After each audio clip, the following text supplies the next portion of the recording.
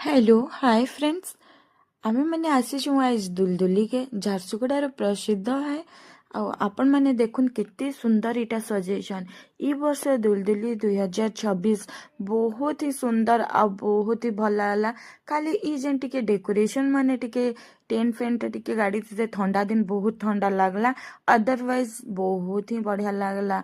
आ इन सबुठ भल प्रोग्राम हेतिला कि ई drone light programme टा बहुत सुंदर लागला फ्रेंड्स। किए आसीथिल किए देखल बताब मुई तो देखिकी मते बहुत खुश लागला। दुलदुली जगन्नाथ भगवान समलेई मंदिर समलेई भगवान मानचित्र ସବୁ ଜିନିଷ ମାନେ ଏଇଟା ଗୋଟେ ନୂଆ ଜିନିଷ ଥିଲା ଏଥର ଦୁଲଦୁଲି ନେ। ଆଉ ବହୁତ ହିଁ ଭଲ ଲାଗଲା। ଏଇଟା ଆମର ଲାଗି ବହୁତ ଖୁସିର କଥା କି ନୂଆ ନୂଆ ସବୁ ବର୍ଷ କିଛି ନା କିଛି ହଉଛେ।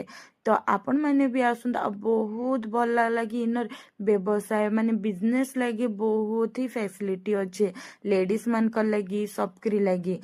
ଆଉ ଆପଣ ମାନେ ତ ଜାଣିଛନ୍ ଲାଷ୍ଟ ଦିନ ଆସିଥିଲେ ଅସୀମା ପାଢୀ ବହୁତ ବଢିଆ ଲାଗଲା।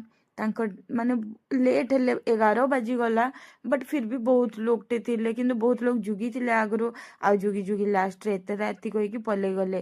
ଆମେ ବି ଏଇଟା ଦେଖିକି ଟିକେ ବାହାରି ଗଲୁ କାରଣ ବହୁତ ଥଣ୍ଡା ଲାଗୁଥିଲା। ଦେହ ପାହା ବି ଖରାପ ହେଇଯାଇଥିଲା କହିକି ବଟ୍ ବହୁତ ଏନ୍ଜୟ କଲୁ ଆମେ। ବହୁତ ହିଁ ଡ୍ୟାନ୍ସ କଲେ ବହୁତ ମଜା ଲାଗଲା ଏ ବର୍ଷ ଦୁଲଦୁଲି।